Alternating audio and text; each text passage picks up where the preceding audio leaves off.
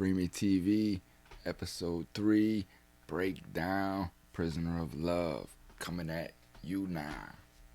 Control, this is Agent Ogren. I need a request to open up cell 311.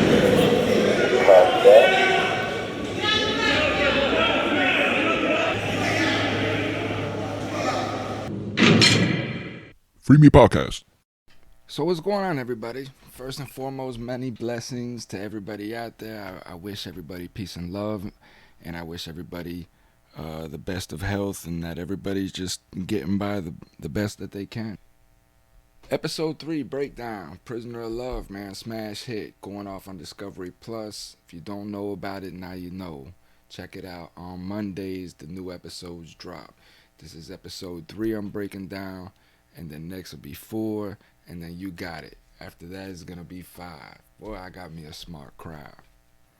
So in the first scene, right, of opening in episode 3, we cut to Bryce and the hell's her name? Aluntra and Bryce getting out, them hugging, and just all the excitement. And I'm sure there was a lot of tension and nervousness, especially on Bryce's part.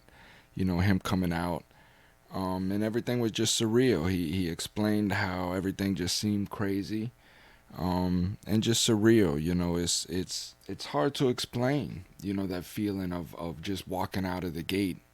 Like, you know, okay, you've done your time. You've done 5 years, 10 years. It's time for you to go home now.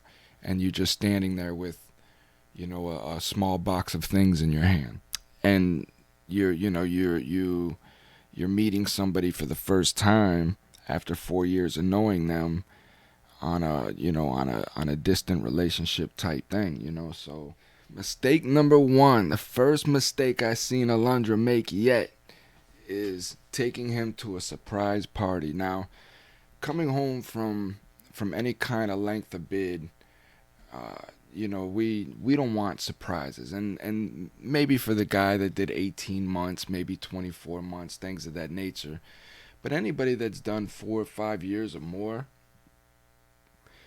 you know, we just want to come home and adjust.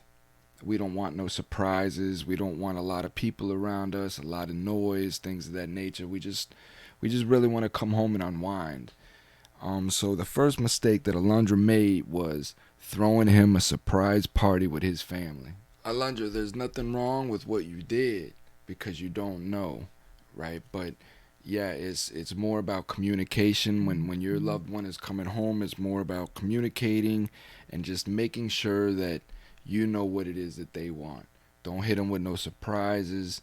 Don't hit them with none of that.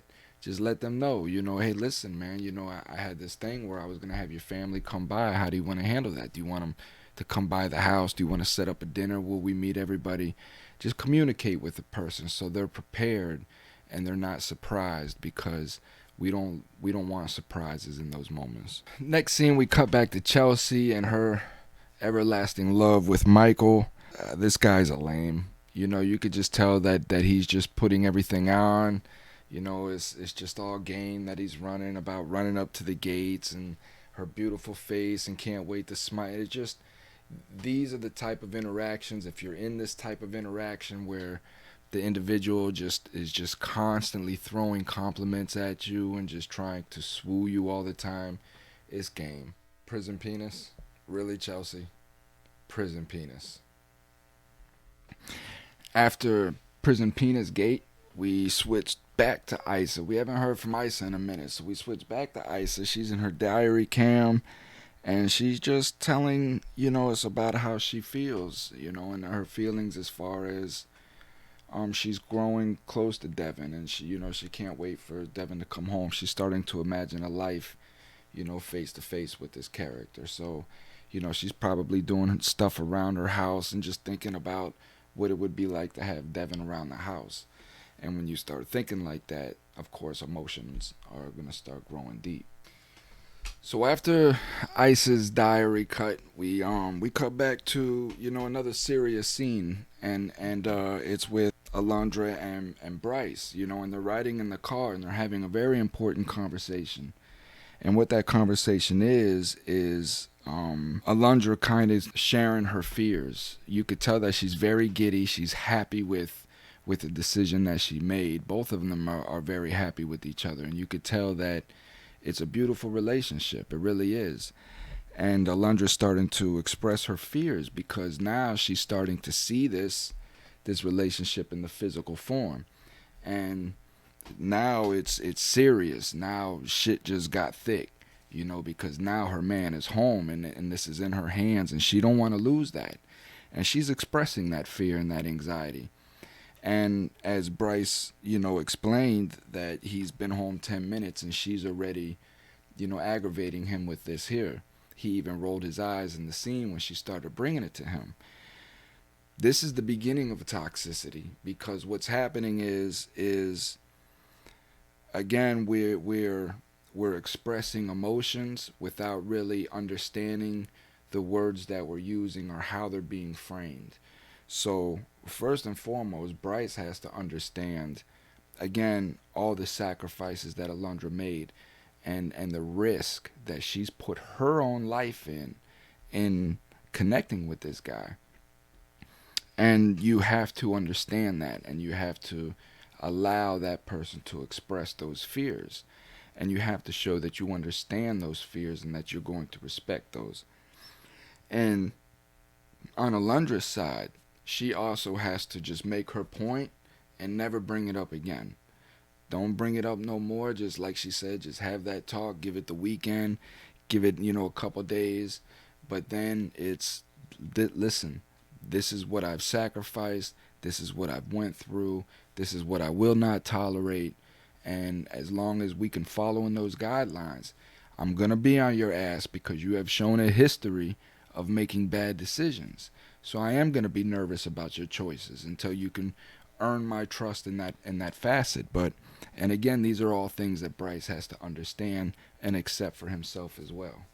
We cut to Bryce's dad, and I really have an issue with what he had to say about why he didn't go and visit his son in prison, because he claimed that he didn't want to see his son that way. But then he turns around and says to his son that he has to be a man. So again, these are a lot of the hypocrisies that parents display, right? I'm sure Bryce definitely felt some kind of way about not seeing his dad through his bid. But again, I could tell that Bryce is very emotionally connected to his family, so he probably never let his father know how that let him feel.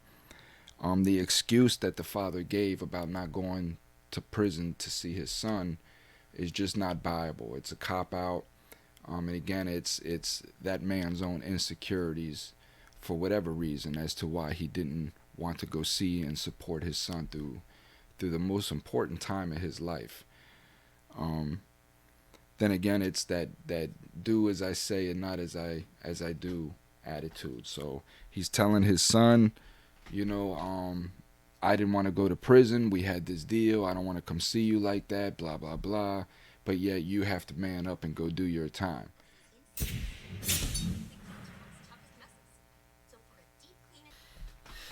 We cut to the scene where where Bryce is meeting his family, and you could just see it. I mean, I understand. I understand exactly what Aluntra's talking about. And Aluntra's a good girl. She stepped out of the way, and it had to be hard on her as the only black person at the party. And I understand that as well. Um, so again, I'm sure it was nerve wracking for her. It was nerve wracking, I'm sure, for Bryce as well, but in a different way. But for Aluntra, it had to have been a very, very stressful and tiring day for her mentally. So we hear from Bryce, and we hear about Bryce's background growing up, and it's getting to be how Bryce described it. I mean, that's getting to be normal suburbia. Just growing up, you could tell that the parents are just all about themselves. You could see that they're all about living their own lives and taking things day by day. A survival family, and there's so many families in our communities that are living that way just by survival. Every day it's just what they can do, And Bryce was gone. They had to survive, keep it pushing the way that they knew how. Bryce comes back, and then they act like, those 4 years never even existed. Um, these are all traumatic things that we go through when we come home, and we just, in our own minds, we have to deal with these things and just put them on a back shelf and just say, you know what, that was that, and so on. But you can't. You have to always remember who was there for you and who wasn't when you were walking through that fire, because the next time fire comes, you know who to look for. So we cut back to Ice's scene, and she's back in her diary cam, and now the big topic comes up, and this is always gonna come up sometimes when a plan is not devised when you're getting into a relationship with an inmate, and that topic is money. So Devin started asking Isa for money, and he was sick. They haven't spoken in a week, and some of his emails were saying that he needs money for extra food and extra medicine, and all of this stuff is true. We get charged for everything inside. So when we do get sick, we have to go to medical. We have to pay for the trip to medical. We have to pay for our medicine, things of that nature. So these are normal occurrences. Again, where Isa's mistake was not setting up a confine, some sort of stipulations with Devin. I don't mind sending you money, Devin, but I can only send you $50 a month, no matter what. I can only send you $100 a month, no matter what. So he knows in his mind, if he's a true character, he knows in his mind that she's willing to give me $100 a month, which will help. $100 a month, although is probably not sufficient, right? It takes about $200 a month to really kind of live comfortably in prison. But so $100 a month really isn't sufficient, but people can only do what they can do. My point is that when you're setting up that relationship, these things have to be discussed from the beginning. It's okay. It's okay to ask the inmate, what is how much do you bring in, or things of that nature.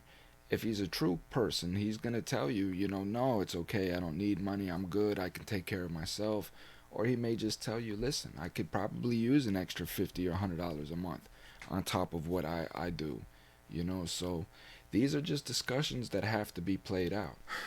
So Isa calls Chelsea to get advice from Chelsea about what she needs to do, And here again, as I stated from episode 1, there's a critical lapse in the show, and that is that there is no conferencing with anybody that has that experience inside. As much experience as Chelsea has dealing with her prison matchmaking, she still don't know the ins and outs of daily life inside.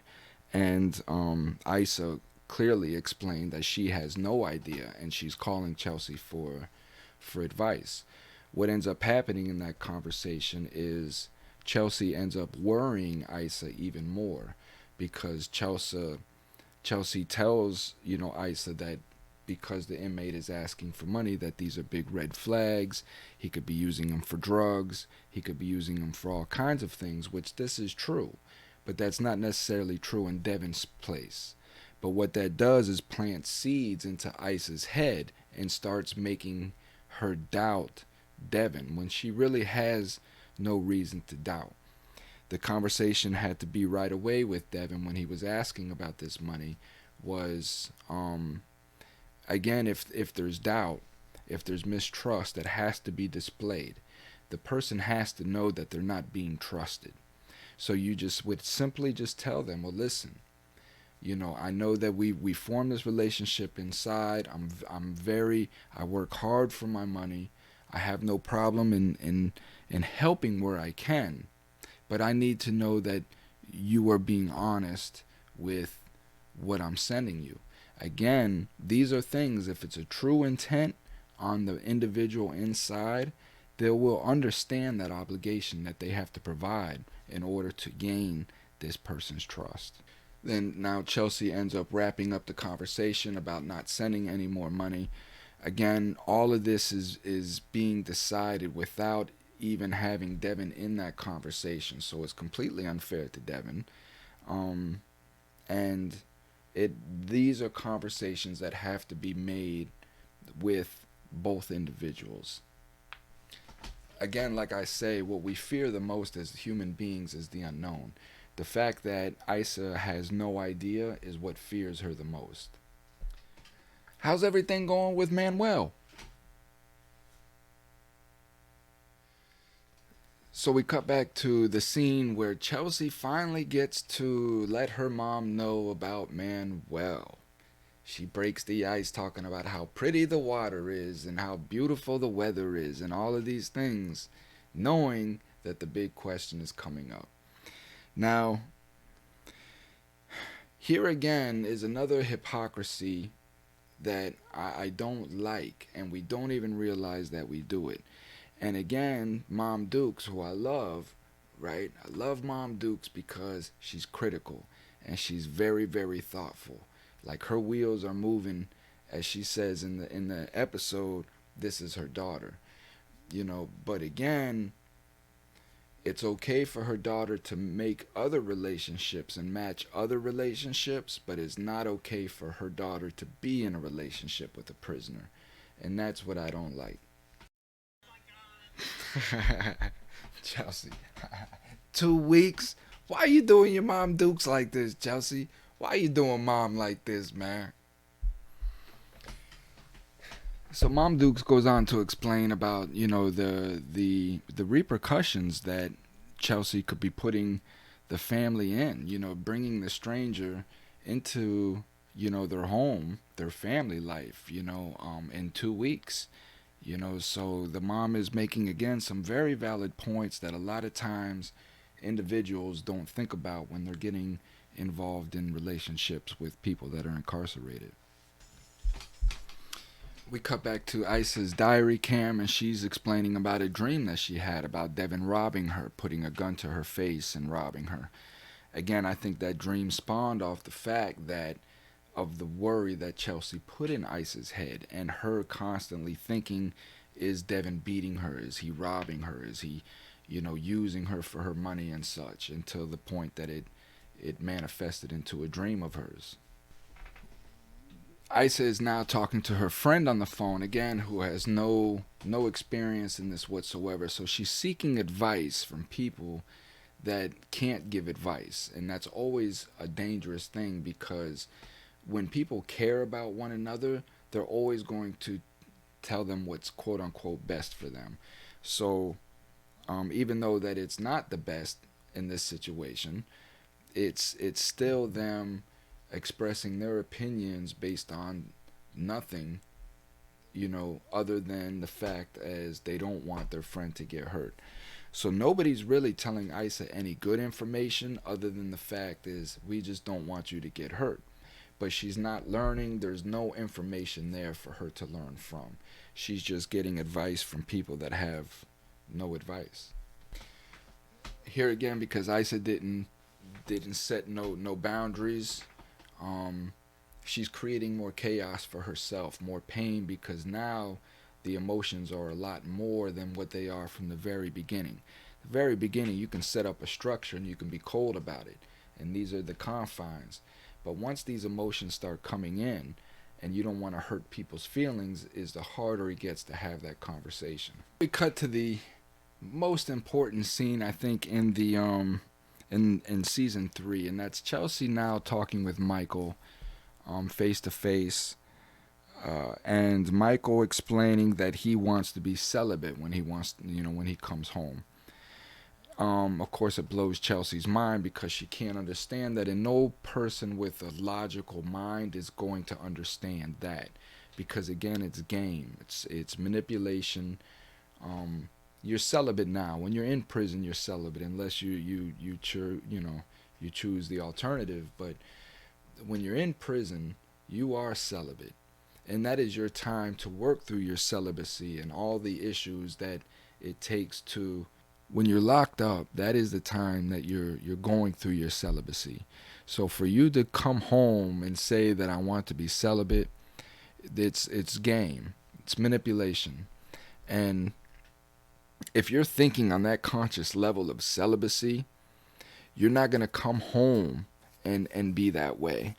It's just not when you're in a relationship. Not you're not. It just doesn't. There's no logic to it. You're not gonna form a relationship with somebody, and then tell that person that you're gonna be celibate when you come home. That's one of the things that you open up out of the gate. Like, that's in your profile. You know what I mean? Things of that nature, because no one is going to understand that.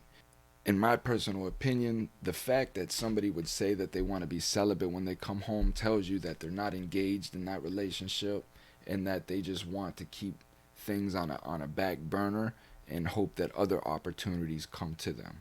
See, again, the excuses that Michael is giving about the celibacy, about rushing into relationships and all of this stuff, what he's saying is true. And again, that's the manipulation, because a woman will understand that, right? But again, you're in prison. That connection has already been made. The spiritual side of that relationship has already been made. You've already made a relationship without the physical sense of it. So to say that now you're going to come home and be celibate because you don't want the physical relationship and you want to get that spiritual connection, it's just game.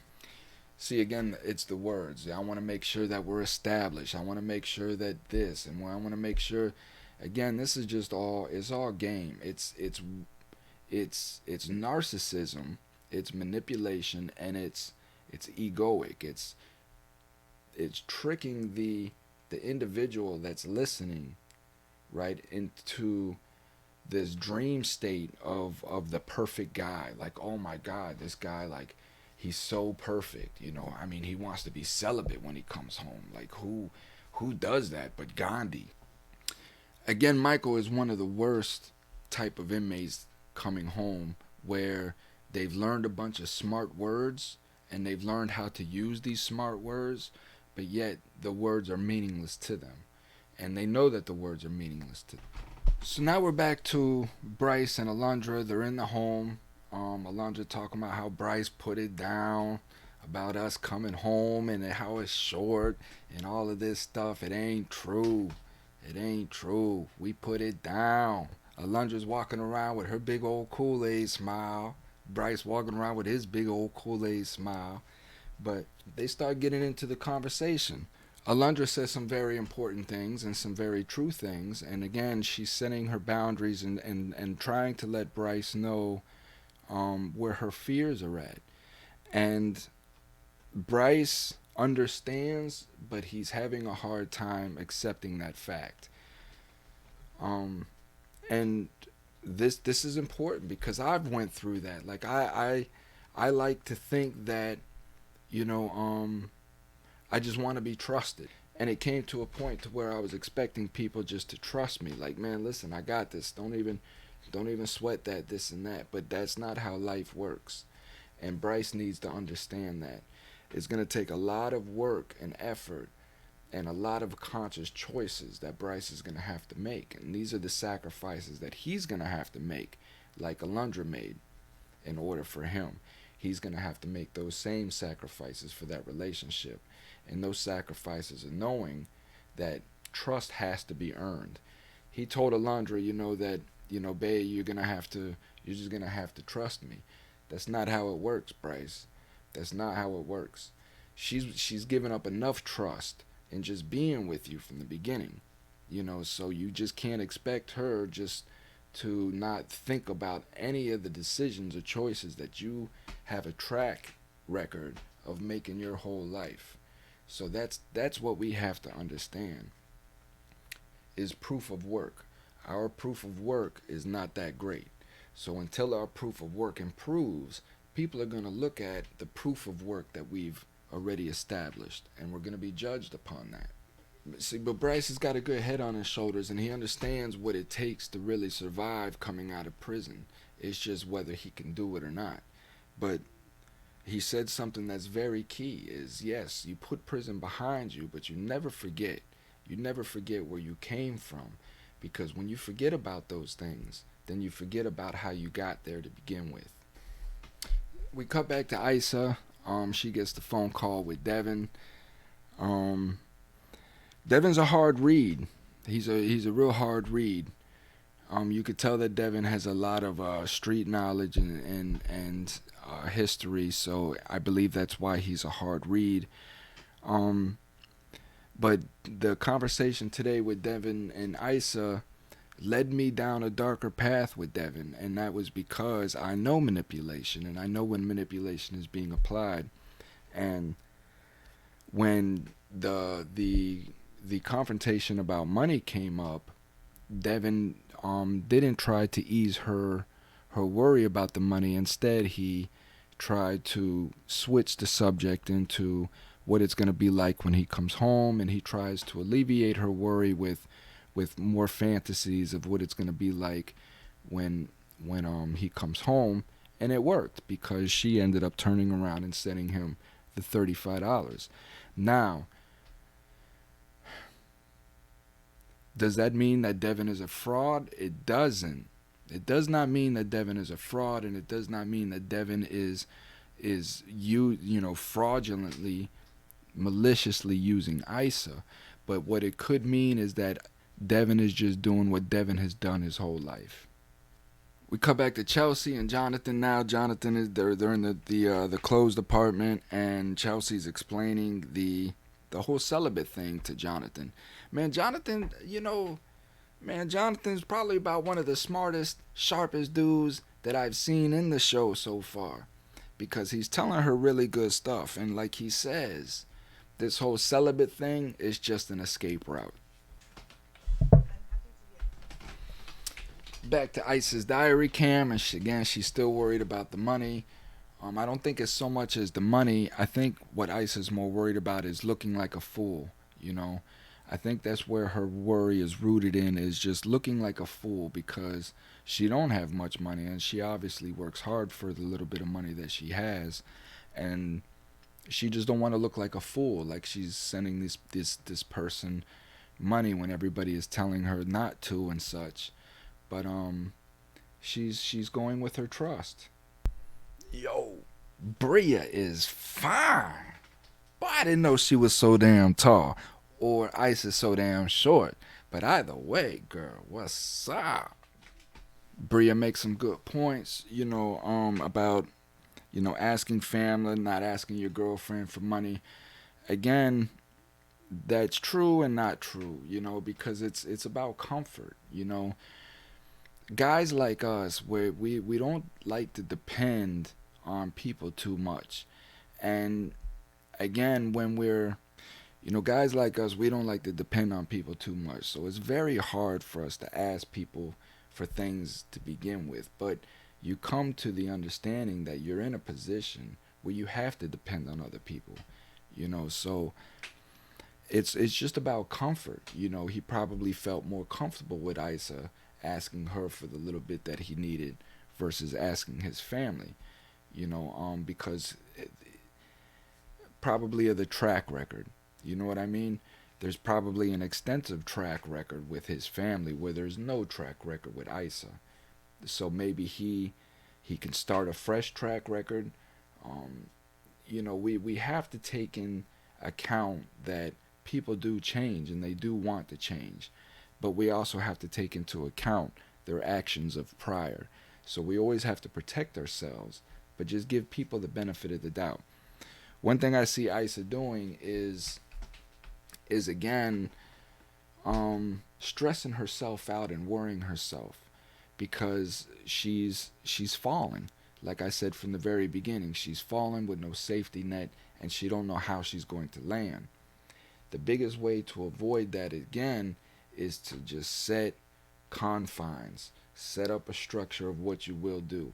If you know that you spend $40 a month on bullshit and you don't mind sending it to this person here, then know that that $40 is going to this person, and don't ever think about it coming back to you or whatever, because you already made a decision in your head that you were going to help this person, and that is in the confines of help. So now Chelsea's standing in the middle of the snow out in Idaho somewhere, and she's waiting on Michael. Again, these are instances where we set ourselves up for the misery that we put ourselves in. And it's just taking chances and delusions and fantasies, you know. How many women have stood in the snow like that, waiting on somebody to come out of prison to nobody, you know. We have to always apply logic to these fantasies and these delusions that we create for ourselves. We want things to be real and we want them to be the way that we've envisioned them, but they're not always that way. And then when that happens, we beat ourselves up. We feel embarrassed. We don't even want to see our family. I don't know how Chelsea's going to recover from this, especially off, coming off Manuel. So that's it, man. I hope you enjoyed season 3 wrap up. I'm going to do season 4. It dropped last week on Monday. I'm going to break that down. Tomorrow, I keep saying season, man. So that's it, man. Episode 3 wrap up. I'm going to give out, listen, man. Episode 3 breakdown done. Peace. We out.